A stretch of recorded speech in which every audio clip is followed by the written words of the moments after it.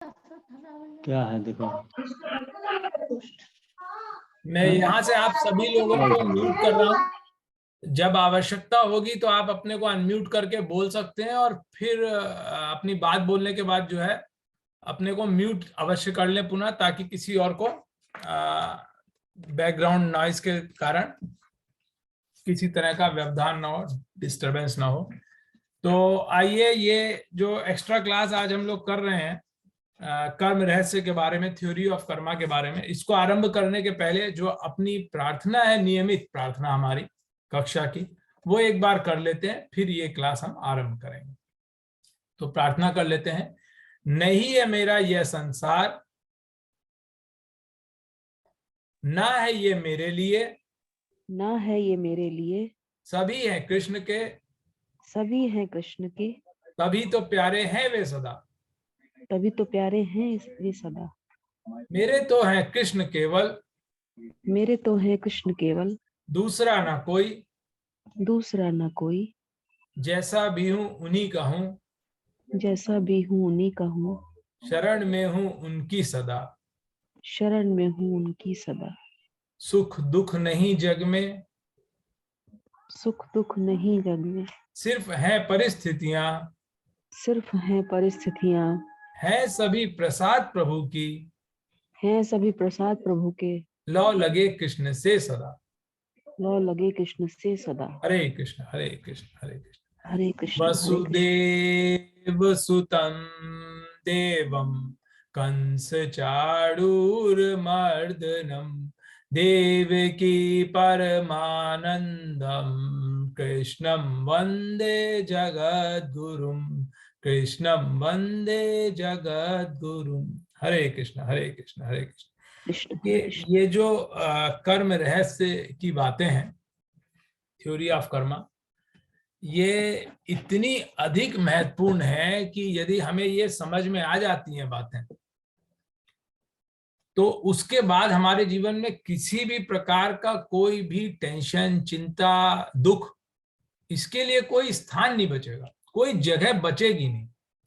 बस ये है कि जैसी बातें स्वामी रामसुख दास जी ने बताई हैं, उनको हम समझ सकें ठीक से, और जीवन में उसका हम उपयोग कर सकें। आप निश्चित जानिए, ये बातें समझने के बाद, गीता तो हमने अभी तक पढ़ी है, 15 अध्याय पढ़ ली हमने 18 में से, और उसका अपने जीवन में हम सबको लाभ भी मिल रहा होगा, इसमें कोई संदेह नहीं है। लेकिन फिर भी ये जो बातें हैं, ये जब समझ में आएंगी तो एक विशेष आनंद की अनुभूति होगी, और जो भी जीवन में जिस भी प्रकार की चिंता हमें परेशान करती रही हो अभी तक, वो ये कर्म संबंधी बातें समझने के बाद कभी हमें परेशान नहीं कर पाएगी। 100% निश्चित है ये। बस ये है कि हम इसको समझ पाए, थोड़ा प्रयास करें समझने का, और इस पे विश्वास करें। ये जो कर्म रहस्य की बातें हैं, स्वामी जी ने 18वें अध्याय में जो 12वां श्लोक है, जिसमें कर्म फल के बारे में बताया गया कि कर्म फल क्या होता है, कैसे मिलता है, इस जन्म के बाद अगले जन्म में भी मिलता है, तो उससे संबंधित जो श्लोक है उसकी व्याख्या में स्वामी जी ने जो बताया है वो है। और ये जो थ्योरी ऑफ कर्मा पे आज हम लोग चर्चा करेंगे, जैसा श्रद्धेय रामसुख दास जी महाराज ने बताया है, जो उन्होंने गीता के आधार पर और कुछ अन्य शास्त्रों के आधार पर कर्म रहस्य की बातें स्वामी जी ने बताई हैं, वही आज हम समझने का प्रयास करते हैं। लेकिन ये हम आरंभ करें उसके पहले एक काम और करते हैं। देखिए, भगवान की कृपा के बिना तो कुछ होता नहीं, और भगवान की कृपा नहीं होगी तो ये बातें सुनने के बाद, जानने के बाद भी हमारी समझ में नहीं आएंगी, या फिर हम भूल जाएंगे। तो सबसे पहले प्रभु से प्रार्थना करते हैं, उनकी शरण लेते हैं, भगवान की, उनसे प्रार्थना करते हैं कि कृपा करें कि ये बातें हम समझ पाए और जीवन में इसका लाभ उठा पाए, जिससे सभी प्रकार के दुखों का नाश हो जाए, सभी प्रकार के दुख और सभी चिंताओं का नाश हो जाए। आइए एक बार भगवान से हम प्रार्थना कर लेते हैं। शरण में आए हैं हम तुम्हारी, शरण में आए हैं हम तुम्हारी, कृपा करो हे कृपालु भगवन, शरण में आए हैं हम तुम्हारी, शरण में आए हैं हम तुम्हारी, कृपा करो हे कृपालु भगवन। न हम में बल है न हम में शक्ति, न हम में बल है न हम में शक्ति, न हम में साधन न हम में भक्ति, न हम में बल है न हम में शक्ति, न हम में साधन न हम में भक्ति, तुम्हारे दर के हैं हम भिखारी, तुम्हारे दर के हैं हम भिखारी, कृपा करो हे कृपालु भगवान। हरे कृष्ण हरे कृष्ण हरे कृष्ण। तो जिस प्रभु ने कृपा करके हमको मनुष्य जन्म दिया है, ये मनुष्य योनि जो सर्वश्रेष्ठ योनि मानी जाती है, वो हमें दी है, क्योंकि इसी योनि में उद्धार संभव है, अन्य किसी योनि में उद्धार संभव है नहीं, कल्याण संभव है नहीं, चाहे वो मनुष्य योनि से ऊपर की योनियां ही क्यों ना हो, चाहे वो देवलोक की योनियां ही क्यों ना हो, उसमें भी जीव का कल्याण संभव है नहीं। ये हम लोग पहली कक्षा से ही चर्चा करते चले आ रहे हैं। तो ऐसी कृपा भगवान ने करी है, कृपा करके हमें भगवान ने मनुष्य योनि दी है। कोई अपनी काबिलियत के दम पर, कोई एग्जाम पास करके तो हम मनुष्य बने नहीं, ये चर्चा तो अनेकों बार हम लोग कर चुके हैं।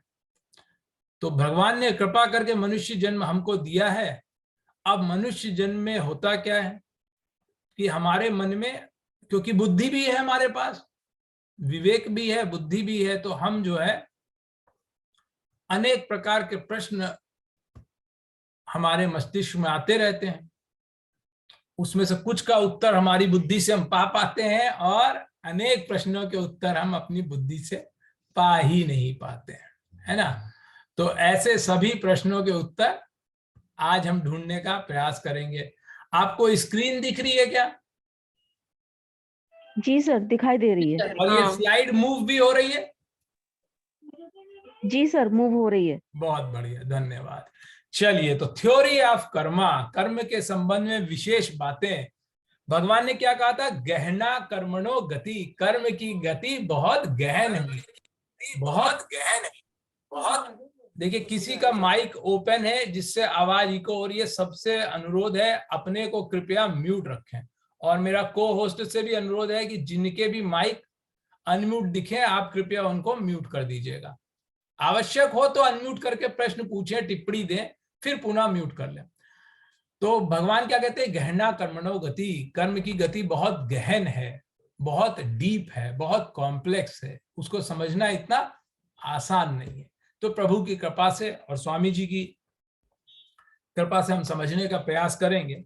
देखिए, बहुत सारे भ्रम हैं, बहुत सारे कंफ्यूजन है कर्म को लेकर, कर्म फल को लेकर, कि मैंने ऐसा काम किया लेकिन मुझे वैसा रिजल्ट क्यों नहीं मिला, वो दूसरा व्यक्ति ने तो ऐसा किया था उसको वैसा रिजल्ट मिला, मैंने तो ऐसा किया मुझे ऐसा नहीं मिला। इस प्रकार के अनेक प्रश्न हमारे सामने उपस्थित होते रहते हैं, बहुत सारे भ्रम है। और एक बहुत बड़ा प्रश्न जो जिसका सब लोग जवाब ढूंढते रहते हैं और सही जवाब मिलता नहीं, वो ये है कि भाग्य बड़ा है या मेहनत, जिसको हम लोग कहते हैं पुरुषार्थ बड़ा है या फिर प्रारब्ध। प्रारब्ध मतलब भाग्य या लक, और पुरुषार्थ मतलब मेहनत यानी हार्ड वर्क। तो इनमें से बड़ा कौन सा है, किसको हम अधिक इंपॉर्टेंस दें? इस प्रकार के प्रश्न हमारे सामने आते रहते हैं।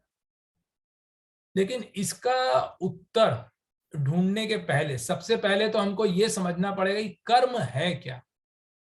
जब तक हम ये नहीं समझेंगे कि कर्म क्या है, तो फिर कर्म रहस्य कैसे समझेंगे, कर्म के संबंध में विशेष बातें कैसे समझेंगे। तो कर्म क्या है, अकर्म क्या है और क्रिया क्या है, ये हमको स्पष्ट होना चाहिए। जब तक ये स्पष्ट नहीं होगा तब तक हम आगे की बातें समझ नहीं पाएंगे। तो कर्म, क्रिया और अकर्म, ये हमें समझना पड़ेगा। तो हम लोग तो गीता में अभी तक कई अध्याय पढ़ चुके हैं ना, तो अपनी क्लास के जो आज कुछ नए लोग भी हैं ऐसा दिखाई दे रहा है, तो नए लोगों से नहीं, पुराने लोगों से, उनसे प्रश्न है, क्या आप ये बता सकते हैं कि कर्म क्या है, क्योंकि कर्म अलग होता है, अकर्म अलग होता है, क्रिया अलग होती है। तो कोई ये बताना चाहेगा? हैंड रेस कर सकते हैं आप अगर ये इस पे कुछ कहना चाहें। हमें ये समझना पड़ेगा कि कर्म है क्या, बिना उसको समझे आगे की चर्चा नहीं हो सकती। तो आप में से कोई बोलना चाहेगा कि कर्म क्या है, अकर्म क्या है, क्रिया क्या है? गोविंद सर दिखाई दे रहे हैं मुझे। गोविंद सर, हरे कृष्णा।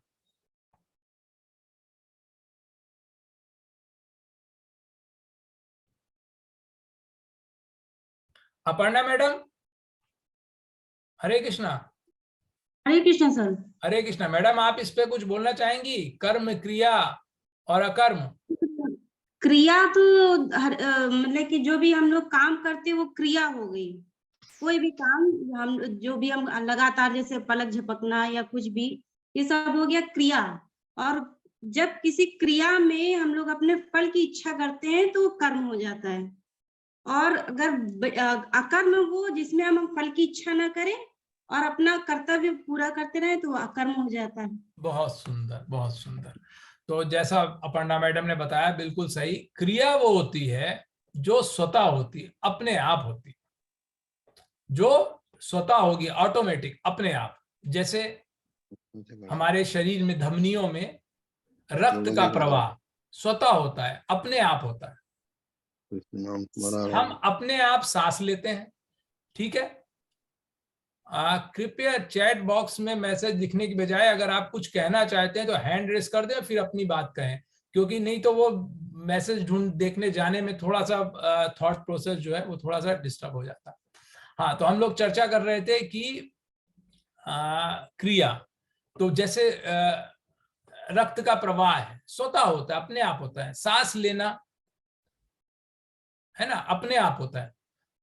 हम भोजन करते हैं, उसका डाइजेशन अपने आप पचता है, हम तो कुछ नहीं करते। और हमें ऐसा लगता भी नहीं है कि हमने भोजन पचाया है, या हमने बड़ी विशेष प्रयास करके सांस ली, या हम कुछ कर रहे हैं, हम कुछ ऐसा कर रहे हैं कि हमारे शरीर में रक्त का प्रवाह हो रहा है।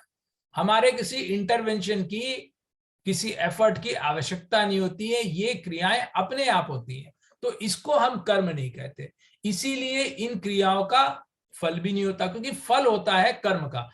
प्रत्येक कर्म का कुछ ना कुछ फल होता है। जैसे कहते हैं ना, every action has got reaction.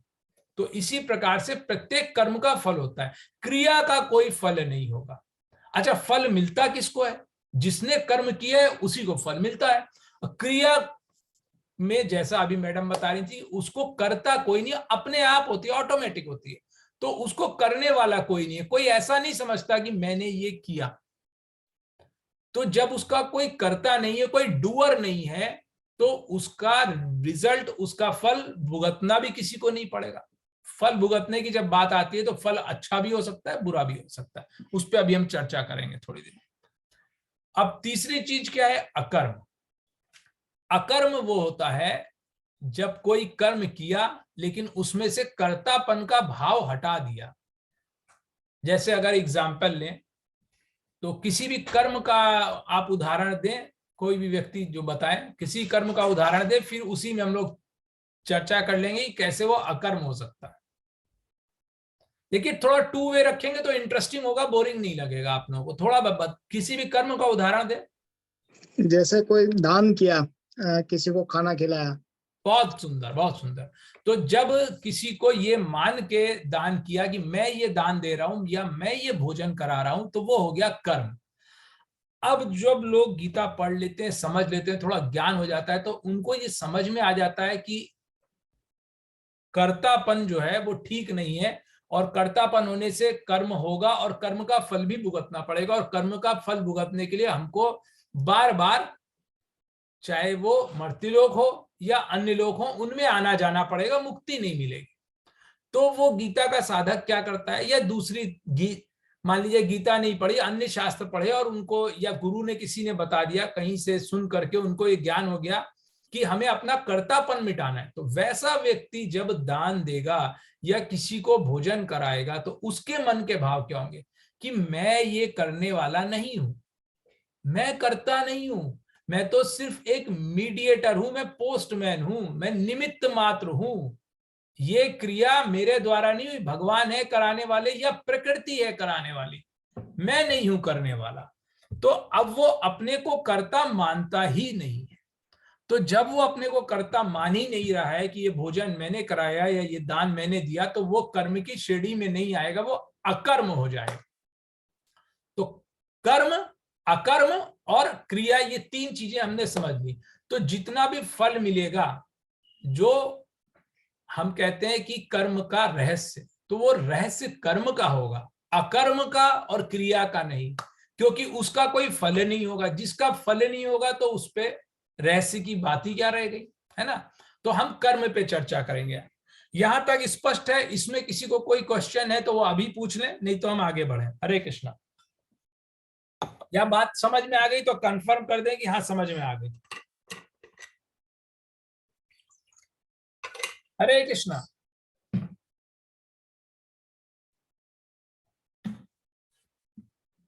या तो सबकी समझ में आ गई है या बिल्कुल समझ में नहीं आई है, तभी कोई जवाब नहीं आ रहा है। हरे कृष्ण। हरे उत्तर कृष्णा दें। सर।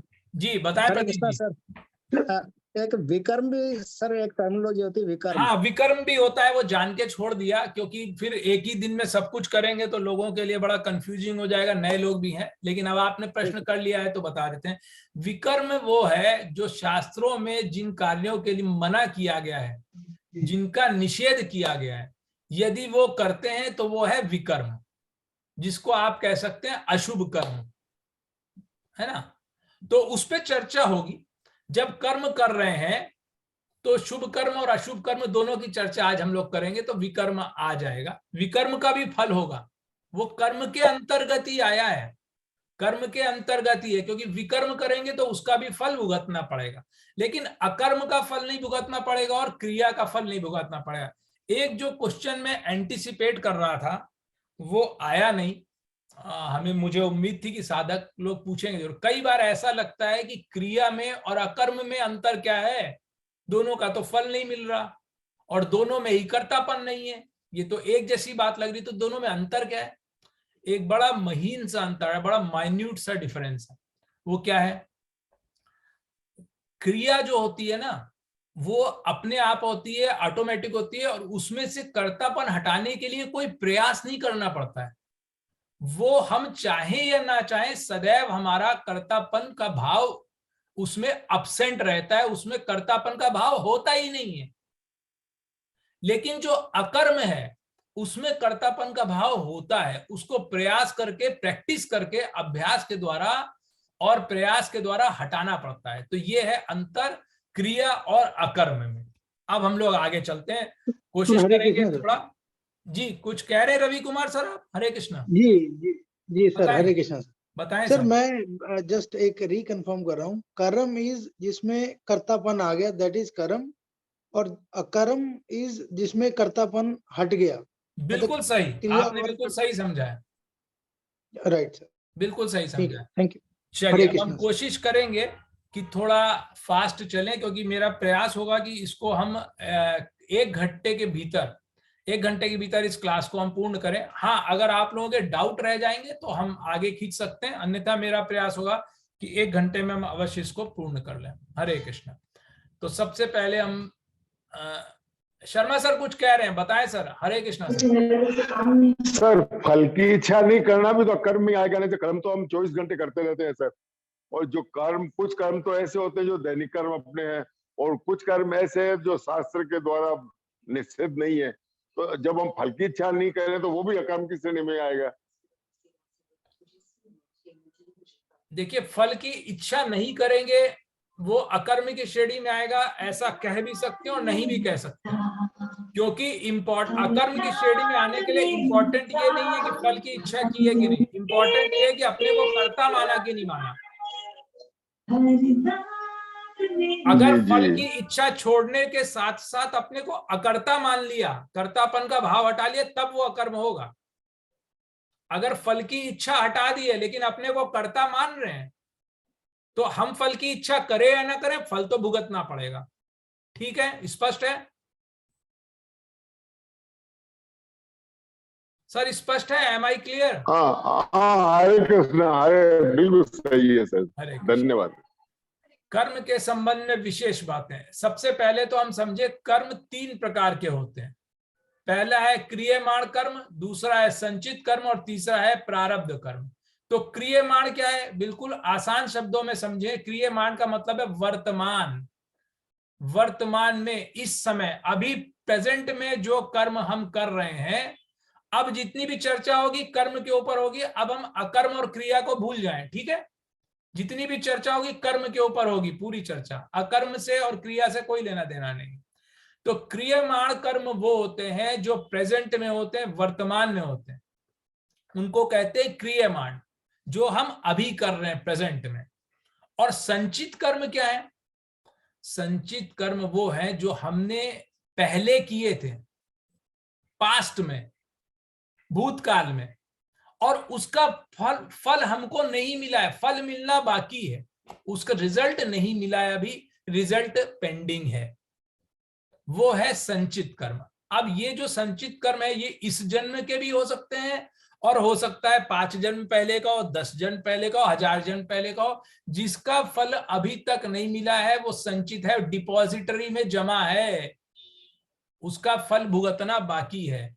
और जब तक सारे कर्म भस्म नहीं होंगे, सबका फल हम भुगत नहीं लेंगे जब तक भगवान की कृपा से सारे कर्म या संत कृपा से सारे कर्म नष्ट नहीं हो जाते हैं, तब तक तो जन्म बार बार लेना ही पड़ेगा। तो संचित कर्म वो है जो हमने पहले किए थे, अभी वर्तमान में करने वाले कर्म नहीं, जो पहले किए थे और जिनका फल मिलना बाकी है। और प्रारब्ध क्या है, उन संचित कर्मों में से जो तैयार हो गए, पक गए, फल देने के लिए रेडी हो गए, उनको कहते हैं प्रारब्ध यानी भाग्य। मतलब एग्जाम्पल अगर आप समझें, मान लीजिए जस्ट एग्जाम्पल के लिए, आपके 100 कर्म ऐसे हैं जिनका फल भुगतना बाकी है, वो संचित कर्म में पड़े हैं। अब उस 100 में से 5 तैयार हो गए, पक गए, फल देने के लिए रेडी हो गए, उन्मुख हो गए, सामने आ गए, तो वो हो गया प्रारब्ध। तो जो संचित कर्म फल देने के लिए उन्मुख हो जाते हैं, तैयार हो जाते हैं, उनसे हमारा प्रारब्ध बनता है। वो संचित कर्म इस जन्म के भी हो सकते हैं, पूर्व जन्मों के भी हो सकते हैं। आगे चलते हैं। अब मनुष्य योनि हमें अपने समस्त दुखों की सदैव के लिए निवृत्ति करने के लिए मिली है, ये तो हमको पता ही है, ये बात, सारे दुख मिटाने के लिए। तो करना क्या है, अपने कर्मों को जल्दी से जल्दी भस्म करना है, समाप्त करना है, और साथ ही साथ नए कर्म नहीं करने हैं। नए कर्म हम करते जाएंगे तो फिर उसका फल भुगतना ही पड़ेगा। तो नए कर्मों को, जैसा हम लोग बहुत बार चर्चा कर चुके हैं, हम कर्तापन का भाव हटाएं, अकर्म की श्रेणी में डालें अपने कर्मों को प्रयास करके। मनुष्य योनि में ही कर्म फलजनक होते हैं, ये भी सबको, हम में से जो लोग क्लास अटेंड करते हैं उन सबको पता ही है, नए लोगों को शायद नहीं पता होगा, तो नए लोगों के लिए दोबारा से बता देते हैं। मनुष्य योनि के अलावा जितनी भी अन्य योनियां होती हैं, चाहे वो पशु पक्षी कीड़े मकोड़े पेड़ पौधे आदि के हो, चाहे वो देव योनियां क्यों ना हो, वो सिर्फ भोग योनियां हैं, या तो शुभ कर्मों का फल भुगतने के लिए है या अशुभ कर्मों का फल भुगतने के लिए, या तो सुख प्राप्त करने के लिए या दुख प्राप्त करने के लिए। लेकिन मनुष्य योनि ऐसी है जो भोग योनि होने के साथ साथ कर्म योनि भी है। मनुष्य योनि में ही जो कर्म किए जाते हैं उसका फल होता है, वो फलजनक होते हैं। बाकी योनियों में जो एक्शन वो लोग प्राणी लोग लेते हैं उनका कोई फल नहीं होता, वो तो सिर्फ पहले के संचित कर्मों को भोगने के लिए ही उनको वो योनियां मिलती हैं। शुभ कर्मों का फल पुण्य होता है और अशुभ कर्मों का फल पाप होता है। जब तक दोनों पाप पुण्य नष्ट नहीं हो जाते तब तक सारे दुखों से छुटकारा नहीं मिल सकता है, इसमें कोई संदेह तो है नहीं, बिल्कुल क्लियर स्पष्ट बात है। अब इंपॉर्टेंट बात आ रही है, कई बार हम लोग सबके मन में ये बात आती है कि चलो मेरे से कुछ गलतियां हो गई, कुछ पाप कर्म हो गए, तो उसको स्क्वायर ऑफ करने के लिए, उसको खत्म करने के लिए चलो मैं कुछ पुण्य कर्म कर लेता हूं, कुछ शुभ कर्म कर लेता हूं, अच्छे कर्म कर लेता हूं, तो वो उससे निपट जाएंगे, मिट जाएंगे। ऐसा हम लोगों को लगता है कई बार, लेकिन ये सोच सही नहीं है, ये गलत है। ऐसा क्यों? क्योंकि पाप कर्म पुण्य कर्मों से कटते नहीं। जो अशुभ कर्म है उनका फल पाप होता है, शुभ कर्मों का फल पुण्य होता है, और ये आपस में कटते नहीं है, इनका हिसाब किताब अलग अलग चलता है। पुण्य कर्मों का फल हमें अनुकूल परिस्थिति के रूप में प्राप्त होता है, और पाप कर्मों का, अशुभ कर्मों का फल हमें प्रतिकूल परिस्थिति के रूप में अलग अलग प्राप्त होता है। दोनों का अकाउंट अलग चलता है, एक दूसरे में एडजस्ट नहीं होता। अब इस बात को समझने के लिए इसमें एक कथा है छोटी सी, मैं बिल्कुल संक्षेप में लूंगा, समय का थोड़ा सा आज सीमितता है। तो एक व्यक्ति होता है श्यामलाल, वो अपने एक दोस्त को कुछ पैसे उधार देता है। तो उसका मित्र जो है उसके वो पैसे लौटाता नहीं है, ये बहुत बार उससे मांगता है, मांगते मांगते थक जाता है और वो पैसे देता ही नहीं है। फिर एक दिन जो है वो व्यक्ति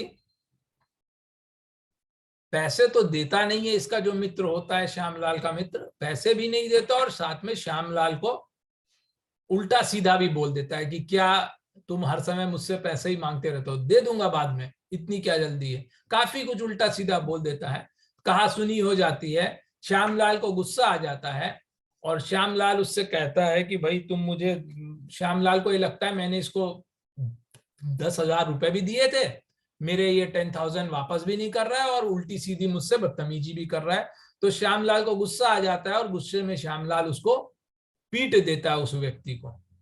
तो वो व्यक्ति श्यामलाल के अगेंस्ट में उसके खिलाफ मुकदमा लिखा देता है और फिर मुकदमा कोर्ट में चलता है, पेशी होती है। तो वो जो जज होते हैं वो श्यामलाल को पूछते हैं कि तुमने इसको मारा, गवाह भी होते हैं, तो वो प्रूव ही हो जाता है कि हाँ इन्होंने, श्यामलाल ने उस व्यक्ति को मारा है, तो इसको सजा सुनाते हैं। जब सुनाते हैं सजा तो श्यामलाल उनसे कहता है कि मुझे इससे पैसे लेने थे, तो आप ऐसा करिए कि जो मुझे आप दे रहे हैं सजा, वो इसमें ही मेरे जो इससे पैसे लेने हैं उसमें एडजस्ट कर दीजिए। तो वो जज कहते हैं कि भाई तुम यहाँ पे क्रिमिनल केस में अंदर आए हो, ये क्रिमिनल केस में तुमको पेश किया गया, और तुम जो पैसे की बात कर रहे हो, जो तुम्हें इससे पैसे लेने हैं, वो सिविल केस है। मतलब एक फौजदारी का मामला है और एक दीवानी मामला है। दीवानी अदालत के केस अलग चलते हैं, फौजदारी के केस अलग चलते हैं। तो ये क्रिमिनल प्रोसीडिंग्स अलग चलती है, सिविल प्रोसीडिंग्स अलग चलती है, ये आपस में ऐसे एडजस्टमेंट नहीं हो सकता। तो इस कहानी से, इस कथा से ये समझिए कि जैसे उनका आपस में एडजस्टमेंट नहीं हो सकता, ऐसे ही पाप कर्म को पुण्य कर्मों से काटा नहीं जा सकता। दोनों का हिसाब किताब अलग अलग चलेगा, दोनों को अलग अलग भुगतना पड़ेगा। अब जो क्रियामान कर्म हम कर रहे हैं वर्तमान में, उनका फल कैसे मिलता है, ये बड़ा इंटरेस्टिंग है। देखिए, फल दो प्रकार से मिलता है। एक तो उसका फल का अंश होता है जो हम भुगतते हैं, जो परिस्थिति के रूप में हमारे सामने आता है, और दूसरा संस्कार अंश होता है। हमारे प्रत्येक कर्म से हमारे भीतर कुछ संस्कार पड़ते हैं और ये दोनों ही फल मिलते हैं। फल अंश भी मिलता है, संस्कार अंश भी मिलता है, दोनों मिलते हैं, दोनों अलग अलग मिलते हैं लेकिन मिलते दोनों ही। तो अगर शुभ कर्म करते हैं तो शुभ कर्म से शुभ संस्कार पड़ते हैं, और अशुभ कर्म करते हैं तो अशुभ कर्म से अशुभ संस्कार पड़ते हैं। और फल अंश क्या है? फल अंश भी दो प्रकार से उसको हम डिवाइड कर सकते हैं। एक जिसको देखा जा सकता है उसको कहते हैं दृष्ट, और दूसरा प्रकार का फल अंश होता है जिसको हम देख नहीं सकते, उसको कहते हैं अदृष्ट।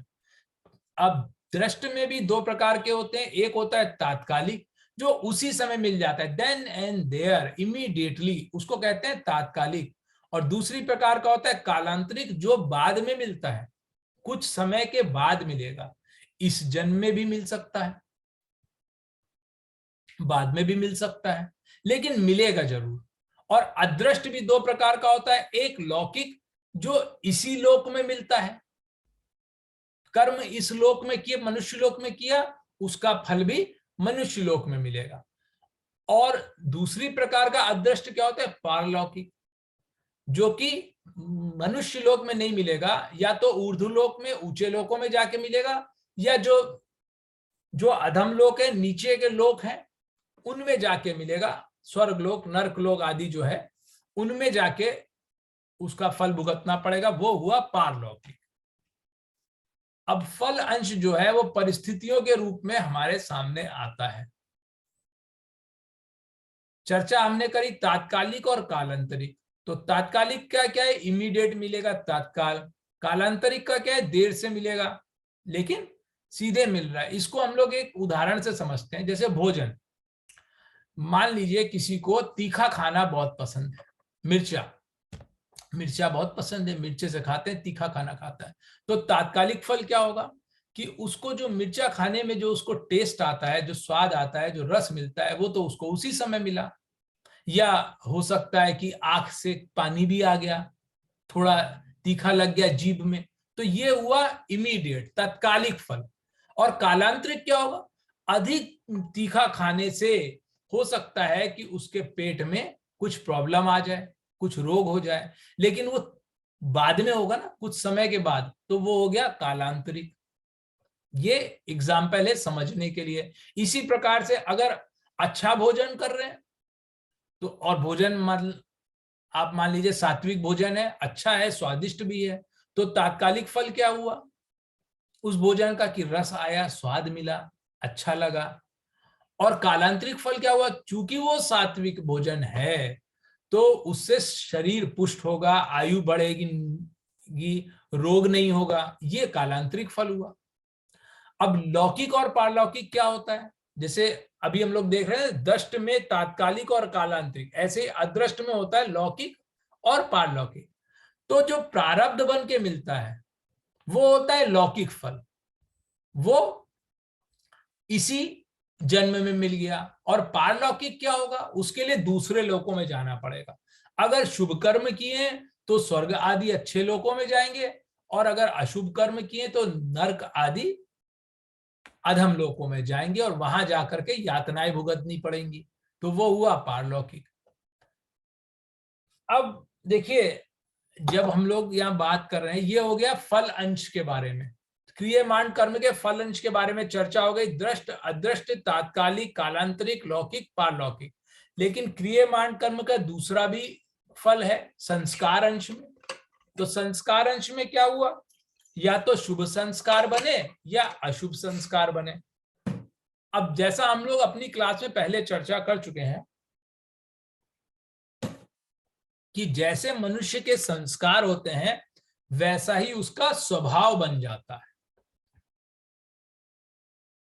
वैसा ही उसका स्वभाव बन जाता है। और फिर स्वभाव के वशीभूत होके, स्वभाव से प्रभावित होकर के मनुष्य कर्म करता है।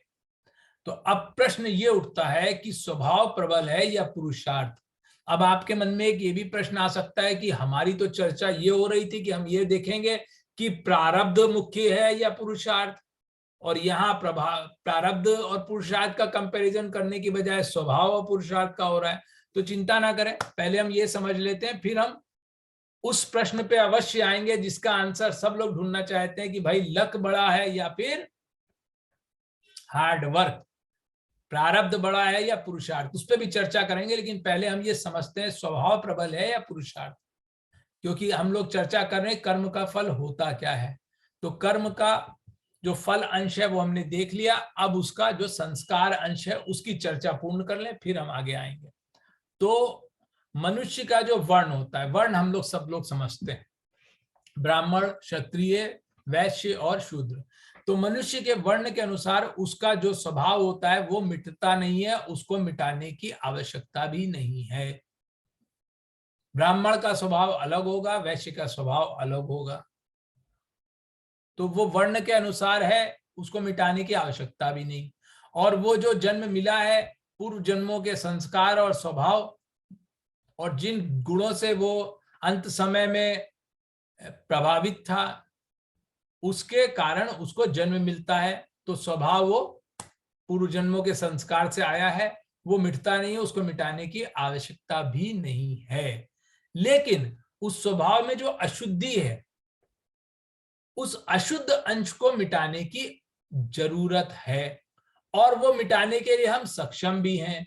उसके लिए भगवान ने हमें नए कर्म करने की स्वतंत्रता दी है और विवेक भी दिया है। तो विवेक का सदुपयोग करके जब हम नए कर्म करेंगे और शुभ कर्म करेंगे तो नए शुभ कर्म करने से हमारे शुभ संस्कार पड़ेंगे, तो हमारा स्वभाव जो है वो शुद्ध होता जाएगा और अशुद्ध अंश को हम मिटा सकेंगे। विवेक और कर्म स्वातंत्र्य के सदुपयोग से अशुद्ध अंश को हम अपने स्वभाव में से मिटा सकते हैं। ठीक है, इसका मतलब ये हुआ कि जो प्रकृति है, हमारा जो स्वभाव है, उसका शुभ अंश को बरकरार रखने में, उसको बनाए रखने में प्रकृति की मुख्यता है, उसकी प्रबलता है। लेकिन जो अशुद्ध अंश है उसको मिटाने के लिए हमें भगवान ने पूरी सामर्थ्य दी हुई है। अब ये तो हम लोग चर्चा कर ही चुके हैं कि शुभ कर्मों के संस्कार शुभ पड़ते हैं, पवित्र पड़ते हैं, और अशुभ कर्मों के अपवित्र संस्कार पड़ते हैं। प्रत्यक्ष फल जो होता है, हाँ ये बड़ी इंपॉर्टेंट बात है। देखिए, प्रत्यक्ष फल तो प्राप्त हुआ और समाप्त हो गया, लेकिन अपवित्र संस्कार जो है वो मनुष्य से बार बार पाप कराते हैं। अब ये देखिए, वापस हम उस स्लाइड पे जा रहे हैं कि कोई भी जो हम वर्तमान में जो कर्म कर रहे हैं उसके ऊपर ध्यान दें। संचित कर्म पहले से जमा है, उसका हम अभी कुछ नहीं कर सकते हैं, लेकिन क्रियमाण कर्म ये हमारे हाथ में, जो अभी हम कर रहे हैं प्रेजेंट में, तो इसका फल अंश, फल तो मिलेगा ही मिलेगा, निश्चित तौर पे मिलेगा। वो अभी मिले या बाद में मिले, इस जन्म में मिले या अगले जन्म में मिले, मिलेगा अवश्य। लेकिन इंपॉर्टेंट बात याद रखने क्या क्या है कि वो कर्म करने के साथ साथ उसके कुछ संस्कार भी पड़ रहे हैं, जिनसे हमारा स्वभाव बन रहा है या बिगड़ रहा है। तो इसलिए ये हमें ये ध्यान रखना है कि अगर हम अशुभ कर्म करेंगे तो वो संस्कार जो पड़ेंगे वो अशुभ पड़ेंगे, अपवित्र पड़ेंगे, और वो बार बार हमसे पुनः अशुभ कर्म करवाएंगे। हम एक विशेष सर्कल में, दुष्चक्र में फंस जाएंगे। तो उससे बाहर निकलने के लिए बहुत जरूरी है कि क्रियमाण कर्म करते समय हम बहुत सतर्क रहें। इसीलिए स्वामी जी कहते हैं कि करने में सावधान और होने में प्रसन्न। करने में सावधान मतलब कर्म करते समय, अभी जब हम कर्म कर रहे हैं प्रेजेंट में, at that time we should be alert कि हमसे कहीं कोई गलती ना हो जाए, मिस्टेक ना हो जाए, हम किसी का अहित ना करें, कोई अशुभ कर्म करें ना। शास्त्र में निषेध कर्म, जैसा कि प्रदीप जी ने उस समय बात कही थी, विकर्म, वो हम ना करें, विकर्म ना करें, अशुभ कर्म ना करें, नहीं तो हमारे संस्कार अशुद्ध होंगे और फिर उन संस्कारों के द्वारा जो स्वभाव बनेगा वो बार बार हमसे गलत कर्म करवाएगा। तो मनुष्य का स्वभाव क्या मिटाया जा सकता है? तो इस पे तो हम लोगों ने पहले ही चर्चा कर ली थी। स्वभाव मिटाया नहीं जा सकता, स्वभाव को शुद्ध किया जा सकता है। ठीक है, अब संचित कर्म में ये चर्चा हम लोग कर चुके हैं कि संचित कर्म के दो अंश हैं, फल अंश और संस्कार अंश। तो फल अंश के कारण प्रारब्ध बनता है, और प्रारब्ध यानी भाग्य, वो बनता है, और जबकि संस्कार अंश के कारण स्फुरना होती है। स्फुरना क्या होती है? जो हमारे मन में विचार आते हैं। अच्छा, विचार तो अनेक प्रकार के आते हैं, कुछ विचार आते हैं और चले जाते हैं, लेकिन कुछ विचार जो रुक जाते हैं और हमारा मन उनमें चिपक जाता है, और फिर उसके बाद उन विचारों से प्रभावित होकर हम आगे कर्म करते हैं, कुछ एक्शन लेते हैं। तो जिन विचारों से, अनेक प्रकार के विचार मन में आते रहते हैं ना, तो जिन विचारों से मन चिपक जाता है, जिसके ऊपर फिर हम एक्शन भी ले सकते हैं, वो है स्फुरना। जो विचार आके निकल गए वो स्फुरना नहीं है। स्फुरना वो है जो हमसे नए कर्म करवा सकती है। तो संस्कार जो हमारे पड़ गए उसके कारण स्फुरना होती है, और फिर वो नए कर्म होते हैं। तो अभी जो हम कर्म कर रहे हैं उनके फल तो भुगतने हैं, और उन कर्मों के द्वारा जो संस्कार पर प्रभाव पड़ रहे हैं तो वो फिर से नए कर्म और करवाएंगे। तो बहुत जरूरी है कि हम अकर्म करने का प्रयास करें, अकर्म, और कर्म करने से बचें। और अगर कर्म कर रहे हैं तो ये ध्यान रखें कि वो हमसे अशुभ कर्म ना हो। अब लेकिन एक चीज और है, हम प्रयास तो करते हैं कि हमसे शुभ कर्म हो, लेकिन क्या ऐसा संभव है? कभी जाने में और कभी अनजाने में वो अशुभ कर्म हो ही जाता है।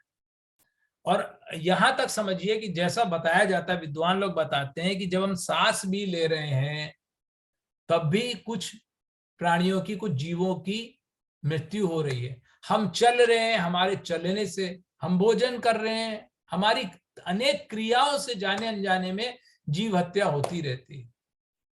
तो जाने अनजाने में हमसे अशुभ कर्म होते रहते हैं। तो हमें लेकिन प्रयास यही करना है कि जानबूझकर हमसे कोई अशुभ कर्म ना हो, ये तो हमें प्रयास करना ही करना है।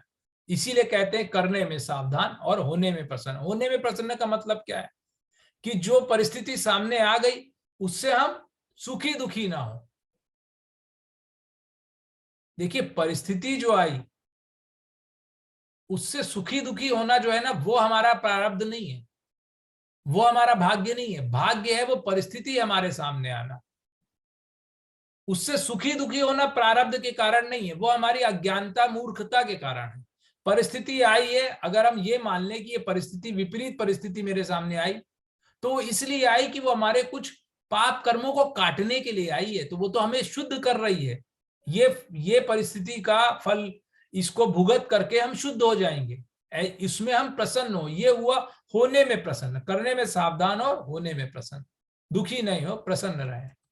अब प्रारब्ध कर्म का जो फल मिलता है वो 3 प्रकार का हो सकता है, अनुकूल, मिश्रित या प्रतिकूल। अनुकूल मतलब जो फेवरेबल सिचुएशन हमारे सामने आई, प्रतिकूल मतलब जो एडवर्स है, जो अगेंस्ट में है, और मिश्रित मतलब दोनों का मिक्सचर। प्रायः जो सिचुएशन हमारे सामने आती हैं वो अधिकांशतः मिश्रित होती है, जिसमें प्रतिकूल अनुकूल दोनों मिले होते हैं। ऐसा जरा कम होता है कि वो 100% फेवरेबल हो या 100% एडवर्स हो। हर सिचुएशन में कुछ ना कुछ प्लस माइनस दोनों होते हैं, अपॉर्चुनिटी भी होती है और प्रॉब्लम और थ्रेट भी होती है। तो हमारे सामने जो आते हैं वो प्रायः मिश्रित होते हैं। ऐसा क्यों होता है? क्योंकि प्रारब्ध कैसे बना? वो संचित कर्म से बना। संचित कर्म में क्या जमा है? पाप भी जमा है, पुण्य भी जमा है, दोनों जमा है। तो दोनों के फल हमारे सामने आ रहे हैं। तो अलग अलग भी आ सकते हैं, एक साथ भी आ सकते हैं। ठीक है, अगर सिर्फ पाप का फल सामने आ रहा है तो वो प्रतिकूल परिस्थिति के रूप में आएगा। अगर सिर्फ पुण्य का फल आ रहा है तो वो अनुकूल परिस्थिति के रूप में आएगा। अगर दोनों का फल एक साथ आ रहा है तो मिश्रित में आएगा। अच्छा, एक और चीज समझिए कि जिसने केवल शुभ कर्म ही किए होंगे तो वो तो देवलोक में जाएगा, और जिसने केवल अशुभ कर्म ही किए हैं तो वो नरकलोक में जाएगा, अधम योनियों में जाएगा। लेकिन प्रायः क्या होता है कि मनुष्य से दोनों प्रकार के कर्म होते हैं, इसीलिए ना तो देवलोक में जा रहे हैं और ना नरक में जा रहे हैं, सिर्फ हम मनुष्य लोक में है। तो जो लोग मनुष्य लोक में आए हैं वो निश्चित है कि उनसे पाप और पुण्य दोनों प्रकार के कर्म हुए हैं। क्योंकि अगर किसी एक ही प्रकार के हुए होते तो वो मनुष्य लोक में नहीं होते, या तो अधम लोकों में होते या ऊर्ध्व लोकों में होते। स्पष्ट है? आगे चलते हैं। अब भोगने की प्रवृत्ति, जो कर्म का भोग हमको करना है, फलों को भोगना है, वो 3 प्रकार से होता है। एक होता है स्वेच्छा पूर्वक, दूसरा होता है अनिच्छा पूर्वक, और तीसरा होता है परेच्छा पूर्वक। स्वेच्छा पूर्वक जो हम अपनी मर्जी से करते हैं, अनिच्छा पूर्वक मतलब जो हम करना नहीं चाहते फिर भी हो रहा है, जो हम नहीं चाहते वो हो जाए, और परेच्छा पूर्वक मतलब जिसमें हमारा कोई भी कंट्रोल नहीं है, कोई थर्ड पार्टी के द्वारा हो रहा है। जैसे कि एक उदाहरण आप समझ सकते हैं, कोई छोटा बच्चा है, उसको किसी दूसरे ने गोद ले लिया, तो ये हो गया परेच्छा पूर्वक। और स्वेच्छा पूर्वक और अनिच्छा पूर्वक तो हम लोग समझते ही हैं, वो स्पष्ट है, उसमें चर्चा की। अच्छा, इसमें कुछ एग्जाम्पल दिए हुए हैं आपके सामने, जो स्क्रीनशॉट दिख रहा है अभी, तो उससे और स्पष्ट हो जाएगा। देखिए, जैसे माल खरीदने की प्रवृत्ति, तो कोई व्यक्ति कुछ माल सामान खरीदना चाह रहा है, व्यापारी, ये कार्य वो, ये जो कर्म वो कर रहा है, ये जो सब उसके सामने ये परिस्थिति आई है, ये उसकी स्वेच्छा से हो रहा है, अपनी इच्छा से कर रहा है।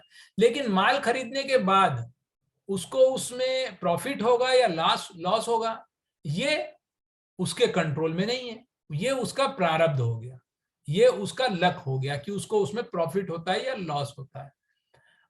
अनिच्छा पूर्वक कोई व्यक्ति कहीं जा रहा है, उसको टोकरी मिल गई, टोकरी में पैसे पड़े हुए, धन है, ये उसने कोई इसकी इच्छा तो करी नहीं थी, वो ऐसे ही चलता जा रहा था, अपने आप उसके सामने आ गया, तो ये अनिच्छा पूर्वक का उदाहरण हुआ। टहनी गिर गई उसके ऊपर, चोट लग गई, तब भी उसने कोई ऐसी इच्छा तो करी नहीं थी, तो ये अनिच्छा पूर्वक के उदाहरण हुए। अब ये जो उसको पैसे मिले या चोट लगी, ये उसके प्रारब्ध में था, कोई पूर्व जन्म का कर्म या इसी जन्म का कोई पुराना कर्म था, कोई संचित कर्म था जो प्रारब्ध के रूप में आया और उसको या तो पैसा मिल गया या उसको चोट लग गई। तो परेच्छा पूर्वक का उदाहरण दिया, गोद लिया जाना या फिर पैसे का चोरी हो जाना। तो जिसने गोद लिया उसकी इच्छा थी, उस बच्चे की इच्छा तो नहीं थी, तो ये हुआ परेच्छा। अब चोरी हो गई, तो जिस व्यक्ति का पैसा चोरी हो गया वो उसकी तो ऐसी कोई इच्छा नहीं थी, लेकिन चोर की इच्छा थी, तो चोर चोरी करके ले गया। अब इसका क्या रिजल्ट हुआ? बच्चे को किसी अमीर व्यक्ति ने गोद लिया, उसको धन मिला, ये उसको प्रारब्धवश मिला है। किसी व्यक्ति के घर में चोर चोरी करके चला गया, उसका पैसा चला गया, तो धन मिला या चोरी में धन गया, ये है प्रारब्धवश। अब ये आ गया आज की क्लास का एक बड़ा इंपॉर्टेंट क्वेश्चन आपके स्क्रीन पर। प्रारब्ध बलवान है या पुरुषार्थ? लक ज्यादा इंपॉर्टेंट है या फिर हार्ड वर्क? तो इस पे आप में से कोई कुछ कहना चाहेगा? क्या लगता है? जी शर्मा सर बताएं सर। हरे कृष्णा सर। मेरा निवेदन ये कि साहब 3 तरह की थ्योरी है मेरे हिसाब से। एक तो ये कि साहब उद्योग ही सब कुछ है। उद्योगिनम पुरुषम उपेति लक्ष्मी देवे न देवे इति कापुरुषा बदंती देवम नित्य कुरुपोरुषात्म शक्त्या यत्ने करते भी न सिद्धेति कोत्र दोष है। सर थोड़ा संक्षेप में बताइएगा, समय कम है आज हमारे पास। हरे कृष्णा। हाँ, तो एक तो ये कहते हैं साहब जो आप उद्योग करोगे वो सफल होगा, प्रारब्ध का कोई लेना देना नहीं है। और यत्न करते हो, प्रयत्न करो, और यदि मान लो फल नहीं मिलता है तो इसमें दोष किसी का नहीं है। और दूसरी थ्योरी ये है कि साहब नहीं सुप्तस्य सिंहस्य मुखम प्रविशति मृगा। यदि शेर भूखा है और ये पास में से सिंह मृग जा रहा है, यदि वो उसको प्रारब्ध से मिल तो गया वो, लेकिन यदि वो नहीं करेगा तो उसका वो भोजन नहीं मिल पाएगा। तो इसलिए मेरा निवेदन ये है कि साहब दोनों का ही होना जरूरी है। प्रारब्ध का होना भी जरूरी है और उद्योग करना भी जरूरी है। हरे कृष्ण। हरे कृष्ण। हरे कृष्ण। हाँ प्रदीप सर आप कुछ कहना चाह रहे हैं? हरे कृष्णा। बताएं सर। प्रारब्ध भी हमारे पुरुषार्थी है। पिछले जन्मों में हमने जो कर्म किए वो हमारा पुरुषार्थी है, तो हम इसको कहेंगे वो भी पुरुषार्थी है हमारा। और हम इस कर्म में इस जन्म जो पुरुषार्थ करें उसका इसी जन्म में भी मिल सकता है, अगले जन्म में मिल सकता है। और जो हम जिसको भाग्य करें वो हमारे पुराने जन्म के कर्म ही है। इस तरह से देख सकते हैं। चलिए प्रदीप जी की भी बात सुन ली है और शर्मा सर की भी बात सुन ली है। अब हम लोग स्वामी जी की बात सुनते हैं, जैसा स्वामी जी ने बताया, और वो सुनने के बाद कोई डाउट नहीं रह जाएगा। ठीक है, तो उसको हम लोग समझ लेते हैं। लेकिन ये समझने के पहले एक बात और समझते हैं। आप लोगों में सब लोगों ने सुन रखा होगा, 4 बातें सुन रखी होंगी, कई बार सुना होगा। धर्म, अर्थ, काम और मोक्ष। सबने सुना होगा। धर्म सब समझते हैं। अर्थ मतलब पैसा, काम जो कामनाएं हैं, और मोक्ष। तो धर्म, अर्थ, काम, मोक्ष, ये 4 चीजें हैं। इन 4 के अलावा जीवन में 5वां और आपको कुछ नहीं मिलेगा। ये 4 क्षेत्र हैं जीवन के, धर्म, अर्थ, काम और मोक्ष। अब इन चारों में प्रारब्ध और पुरुषार्थ की अलग अलग इंपॉर्टेंस है। इस तरह से समझिए।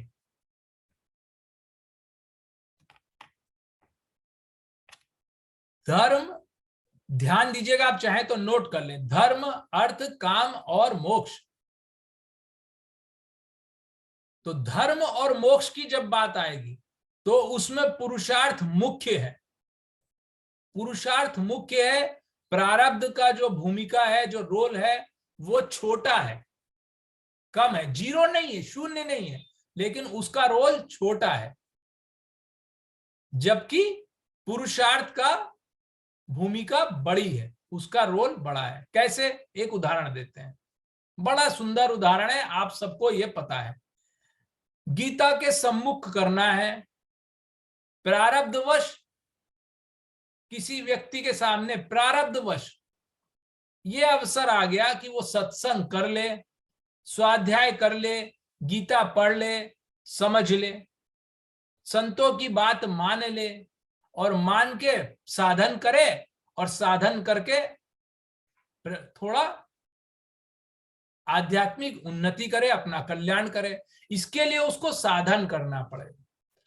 प्रारब्धवश अवसर आ गया, अब उस अवसर का वो लाभ उठाएगा कि नहीं उठाएगा, पूरा लाभ उठाएगा, आधा लाभ उठाएगा, बिल्कुल नहीं उठाएगा, ये उसके पुरुषार्थ पर निर्भर करता है। और इसका उदाहरण जीता जागता हम सब लोग अब तक अनुभव कर चुके हैं। आप सभी ने सैकड़ों लोगों से अब तक बात करी होगी लोगों को गीता से जोड़ने में।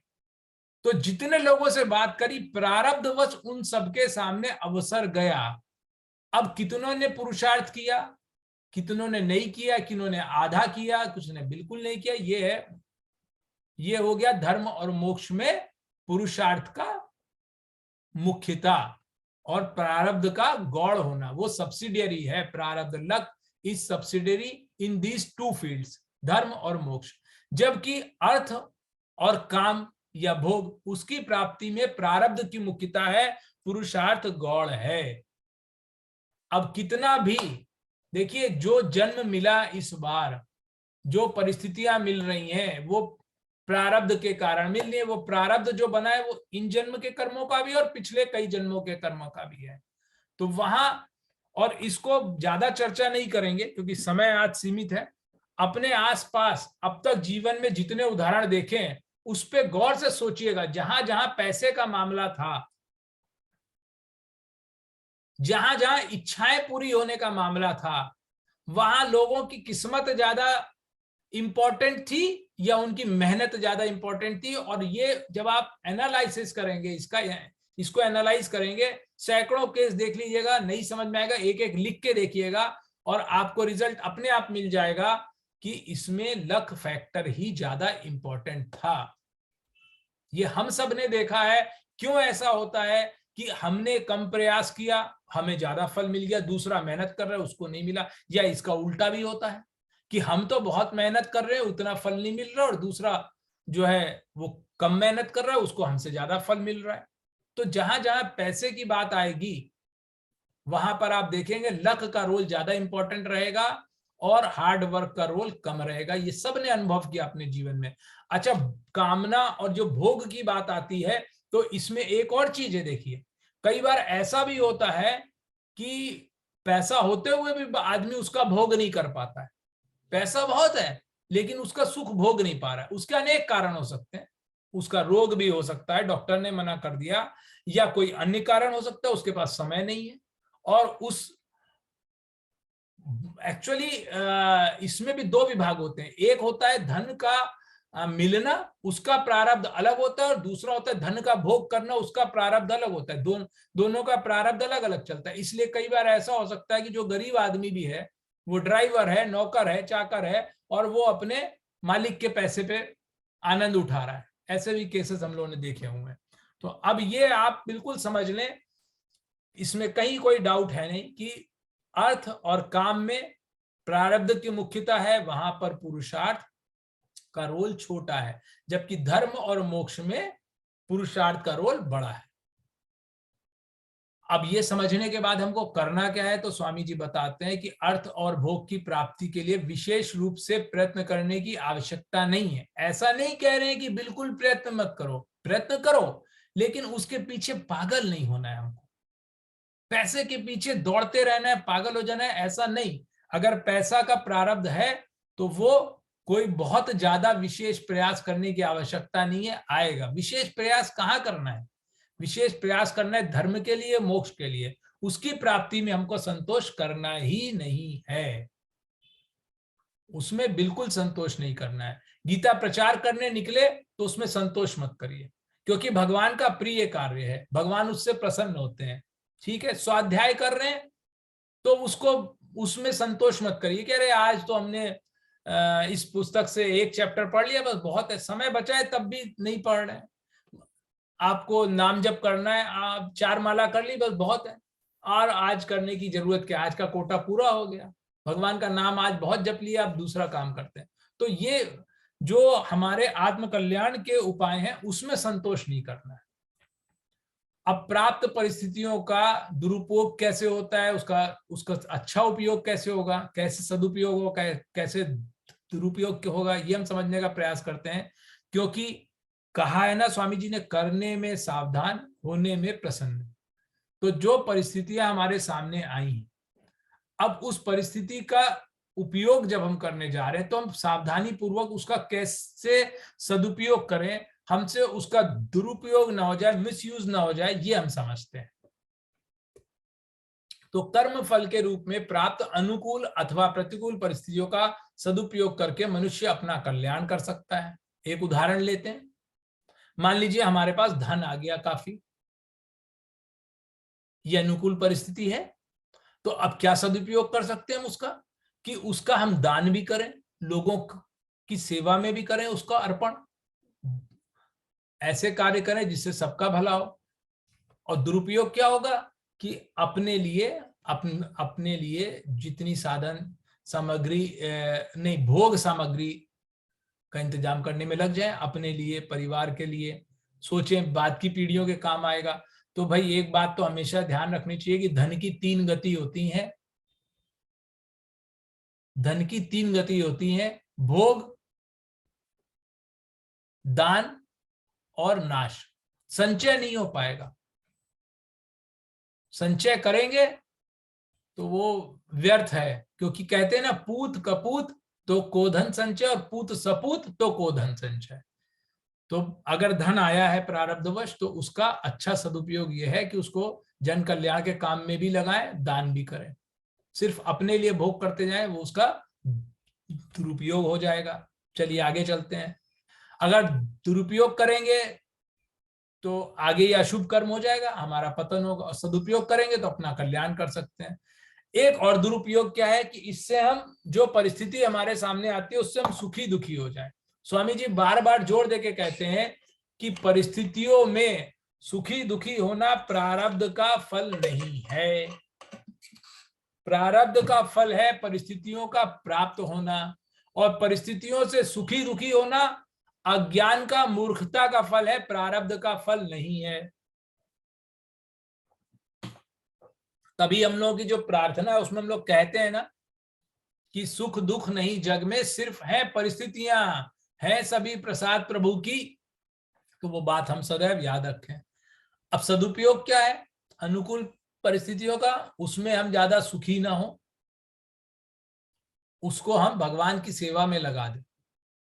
और प्रतिकूल परिस्थितियों का, जैसा आज ही हम लोगों ने चर्चा करी, जब प्रतिकूल परिस्थिति हमारे सामने आए उसका अच्छा यूज हम क्या कर सकते हैं, वो हम ये समझे कि भगवान ने हमारे पाप काटने के लिए कृपा पूर्वक हमें ये प्रतिकूल परिस्थिति दी है। दूसरे किसी को दोष ना दें, दुखी भी ना हो, इसे भगवान का प्रसाद माने और ये समझ लें कि ये बहुत अच्छा हो गया। क्यों अच्छा हो गया? क्योंकि हर कर्म का फल तो भुगतना है। अगर हम यहां भुगत लेंगे तो निपट जाएंगे, और नहीं तो फिर अधम लोकों में जाकर अशुभ कर्म का फल भुगतेंगे तो वो ब्याज सहित भुगतना पड़ेगा। अभी तो जितना लिया है उतने में निपट जाएंगे, कम में निपट जाएंगे।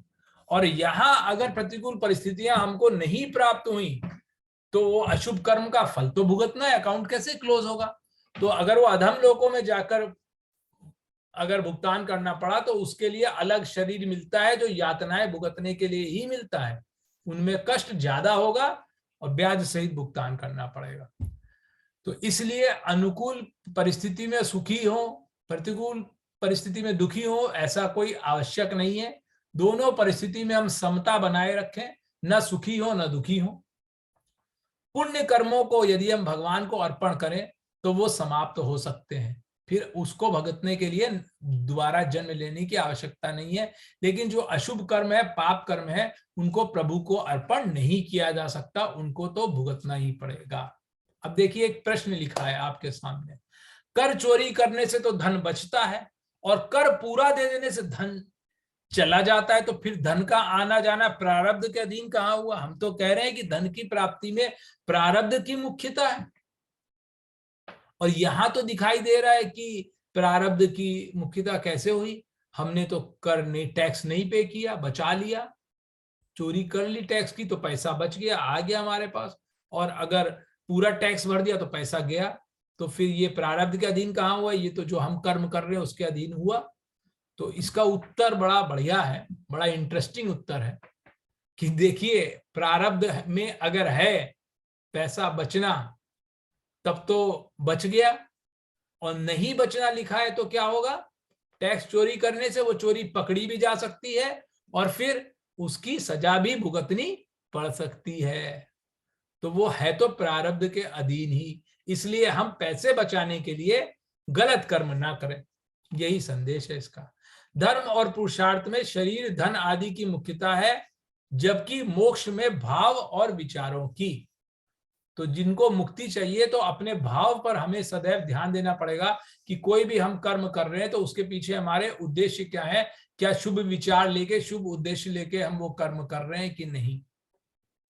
करना पुरुषार्थ के अधीन है और होना प्रारब्ध के अधीन है। तो ये बात तो स्पष्ट है, इसमें कुछ समझने की चर्चा की आवश्यकता नहीं है। अज्ञान के मिटने पर मनुष्य सुखी दुखी नहीं होता, उसे अनुकूलता प्रतिकूलता का ज्ञान तो होता है। तो ये तो हम लोग सब लोग समझ ही जाते हैं कि कब अनुकूल परिस्थिति है, कब प्रतिकूल परिस्थिति है, उसका ज्ञान तो हो जाता है।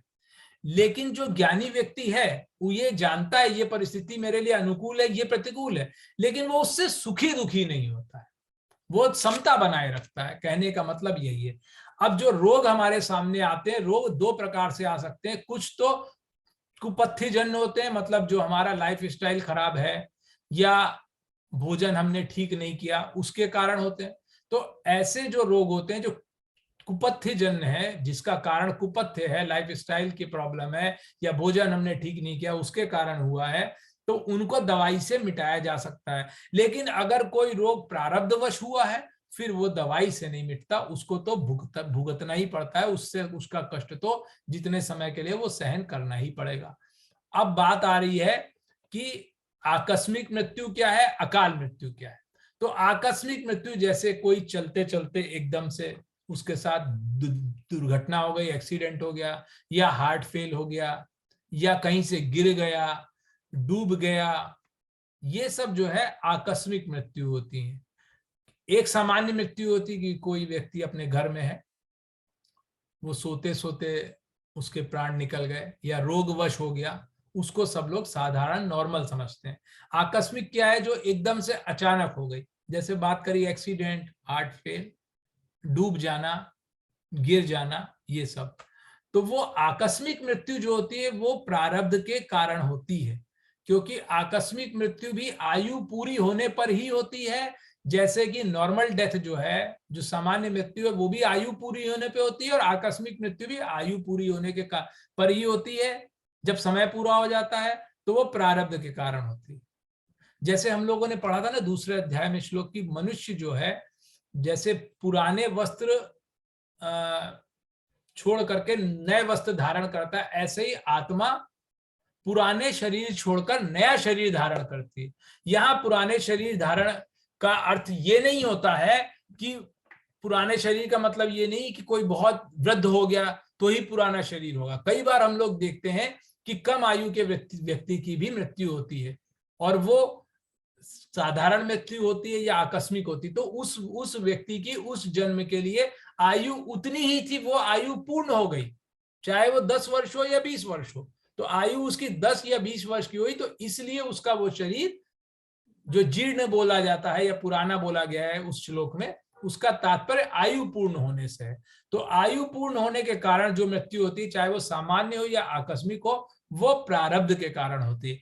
जबकि अकाल मृत्यु का एक उदाहरण इसमें दिया है, अकाल मृत्यु जैसे कि आत्महत्या, समय पूरा नहीं हुआ है, आयु पूरी नहीं हुई है, लेकिन व्यक्ति अगर आत्महत्या कर लेता है तो वो अकाल मृत्यु की श्रेणी में आती है। वो एक बहुत बड़ा पाप है, नया पाप है, इसलिए किसी को सुसाइड नहीं करना चाहिए।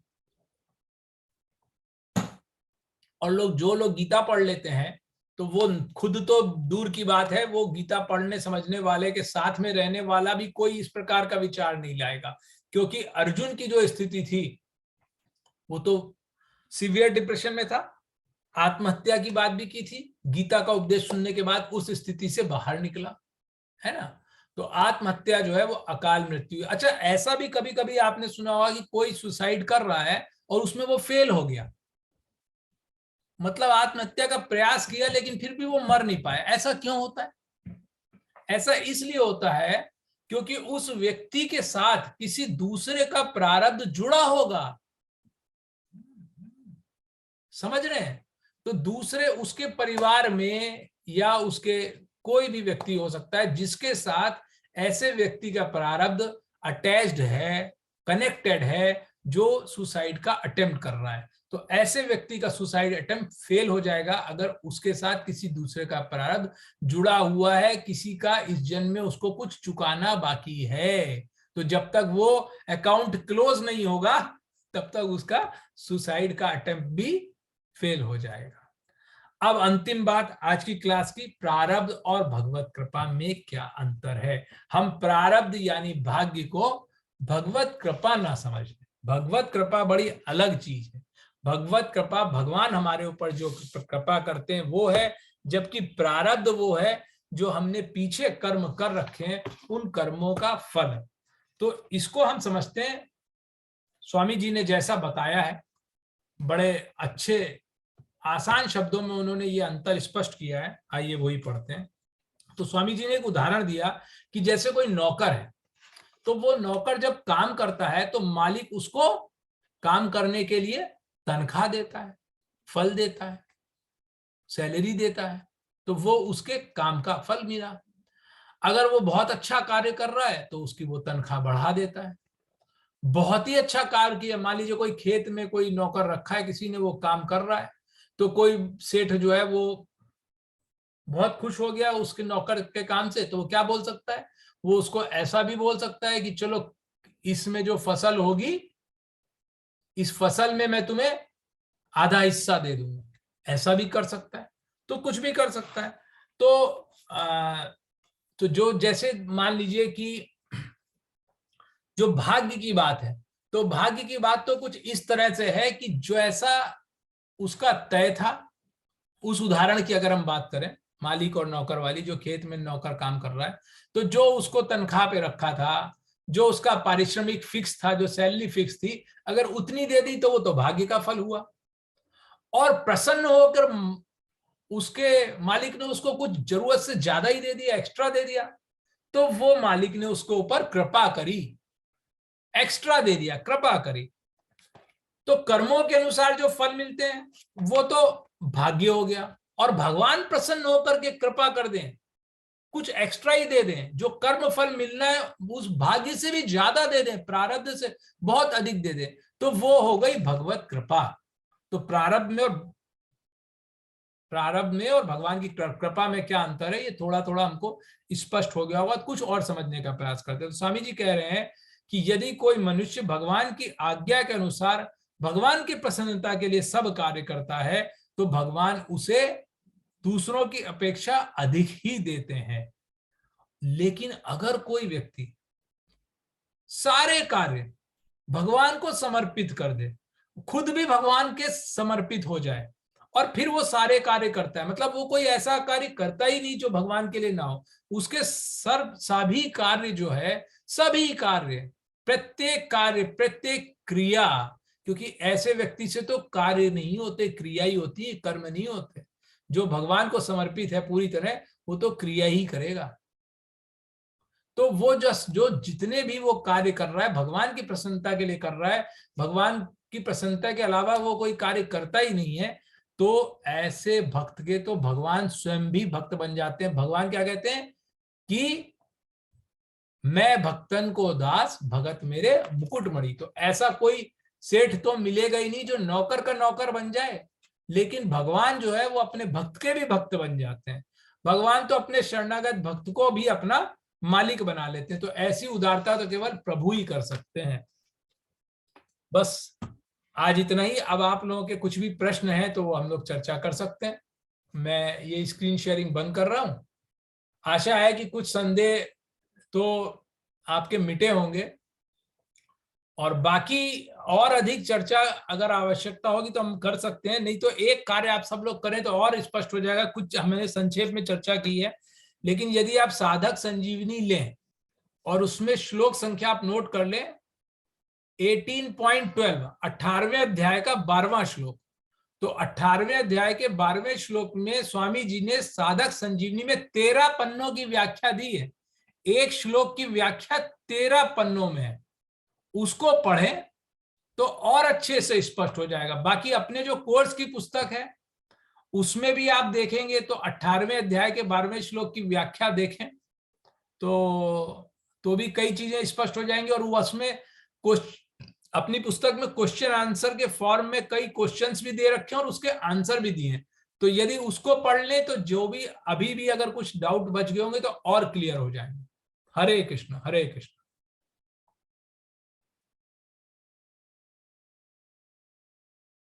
तो अभी अगर कोई प्रश्न और टिप्पणी ना हो तो आज की क्लास हम लोग पूर्ण करें।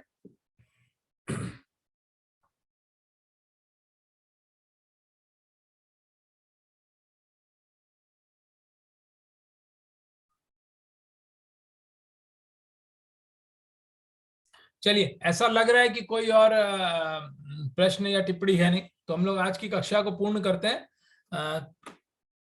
आप में से कोई भजन या कीर्तन कराना चाहेगा? हरे कृष्ण।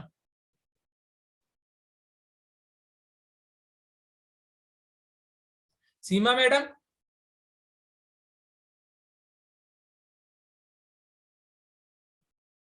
सब लोग साइलेंट हैं। हरे कृष्ण सर। हरे कृष्ण मैडम। मैं भजन कराऊं सर? बिल्कुल कराइए मैडम। हरे कृष्ण, हरे कृष्ण। राधे गोविंद कृष्ण मुरारी, राधे गोविंद कृष्ण मुरारी, राधे गोविंद कृष्ण मुरारी, राधे गोविंद कृष्ण मुरारी। घनश्याम मुकुंद मुरारी, घनश्याम मुकुंद मुरारी, राधे गोविंद कृष्ण मुरारी, राधे गोविंद कृष्ण मुरारी। नंदे आनंद राधे गोविंद, नंद आनंद राधे गोविंद, राधे गोविंद श्याम गोविंद, राधे गोविंद श्याम गोविंद, श्याम मुकुंद मुरारी, घनश्याम मुकुंद मुरारी, राधे गोविंद कृष्ण मुरारी, राधे गोविंद कृष्ण मुरारी। गोपी मनोहर श्याम गोविंद, गोपी मनोहर श्याम गोविंद, नवनीत चोर आनंद चंद्र, नवनीत चोर आनंद चंद्र, श्याम मुकुंद मुरारी, घनश्याम मुकुंद मुरारी, राधे गोविंद कृष्ण कृष्ण मुरारी, राधे गोविंद कृष्ण मुरारी, श्याम मुकुंद मुरारी, घनश्याम मुकुंद मुरारी, मुरारी, राधे गोविंद कृष्ण मुरारी, राधे गोविंद कृष्ण मुरारी। हरे कृष्ण सर। हरे कृष्ण, हरे कृष्ण, हरे कृष्ण। नाम संकीर्तनम यस्य, नाम संकीर्तनम यस्य, सर्व पाप प्रणाशनम, सर्व पाप प्रणाशनम, प्रणामो दुःखम नस्तम, प्रणामो दुःखम नस्तम, नमामि हरिं परम। नमामि हरिं परम। बोलो बाके बिहारी लाल की जय। अर्जुन के सखा भगवान श्री कृष्ण की, जय जय मीरा के गिरधर नागर की, जय सूर के घनश्याम की, जय वृषभान सुधा राधा रानी की, जय मर्यादा पुरुषोत्तम भगवान श्री राम की, जय जानकी माता की, जय गौ माता की, जय जय धरती माता की, जय साधक संजीवनी की, जय सब भक्तों की, जय सब संतों की, जय अनंत कोटि वैष्णव वृंद की, जय आज के आनंद की। जय हरि बोल हरि बोल हरि बोल हरि बोल हरि बोल। अगली कक्षा में रविवार को 9 बजे 16वां अध्याय आरंभ करेंगे, दैवासुर संपद विभाग योग। हरे कृष्ण हरे कृष्ण। हरे कृष्ण हरे कृष्ण हरे कृष्ण। हरे कृष्ण हरे कृष्ण।